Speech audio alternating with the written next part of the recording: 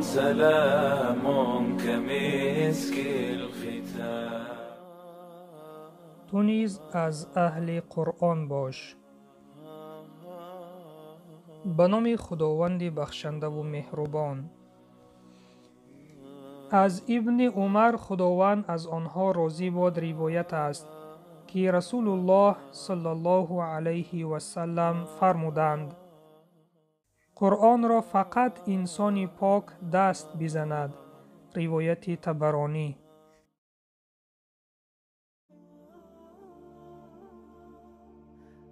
در این حدیث پیامبر اکرم صلی الله علیه و سلم می فرمایند که قرآن را تنها انسان‌های پاک یعنی انسان‌های طهارت داشته دست بزنند. در این مسئله علمای هر 4 مذهب اتفاق بر آن هستند که قرآن را تنها شخصان دست می‌رسانند که طهارت داشته باشند. شخصانی که در حالت جنابت هستند و زنهایی که در حالت بیماری زنانه هستند، بر آنها جایز نیست که قرآن را دست رسانند مگر آن قرآنی که غلاف دارد یا با واسطه یگان چیز می توانند قرآن را از یک سو گرفته به سوی دیگر مانند، لیکن کشاده خواندن آن جایز نیست. دلیل فقها آیت های 77 78 و 79 سوره واقعه هست که خداوند می فرماید: البته این قرآن است گرامی قدر در کتاب مکنون که جز پاکان دست بر آن نزنند. این چنین فقها از حدیث های پیامبر صلی الله علیه و سلم دلیل می آورند. بله عزیزان، قرآن کتاب خداوند است. قرآن کلام الله است و هر وقتی که به خواندن آن شروع می کنیم باید آداب تلاوت آن را رعایت نماییم. علما آداب های تلاوت قرآن را به 2 قسم تقسیم می کنند. یکم آداب های پیش از تلاوت، دوم آداب ها هنگام تلاوت قرآن.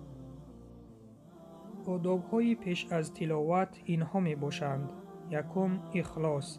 هر وقت که به تلاوت قرآن شروع می کنیم آن را با اخلاص خاص برای رازگی الله بخوانیم، نه به خاطر آبروی، پول و مال، تعریف و توصیف، بلکه تنها برای رازگی پروردگار آن را تلاوت بکنیم. دوم طهارت.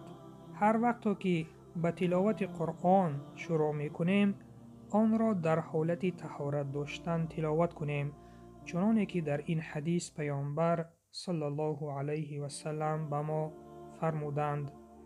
سیوم تازگی. پیش از تلاوت قرآن مسواک کردن، خوشبویی استفاده بردن، لباس تازه پوشیدن، در جای تازه نشسته تلاوت کردن و این چنین باطناً پاک بودن. چهارم رو به سوی قبله نشسته تلاوت کردن. پنجم با خشوع و آرامی تلاوت کردن. ششم تلاوت را با اعوذ بالله و بسم الله آغاز کردن. آداب های هنگام تلاوت قرآن اینها می باشند: یکم در وقت خواندن اگر شخص عطسه زند و یا دهن واضح کند خواندن را توقف کرده از این حالت فارغ شده بعد تلاوت را دوام دهد. دوم قرآن را به دست برداشتن یا بالای لوح گذاشته خواندن. سیوم وقتی خواندن آیت هایی که درباره نعمت هاست از خداوند طلب نعمت کردن و هنگام خواندن آیت هایی که درباره عذاب است از خداوند پناه طلبیدن. چهارم قرآن را با اندیشه و تفکر و با حضور دل خواندن. پنجم قرآن را با قاعده های تجویدیش آرامانه خواندن. ششم هنگام تلاوت گریه نمودن. هفتم قرائت قرآن را با سبب های ناچیز قطع نکردن. هشتم، تلاوت را با آوازی زیبا زینت دادن.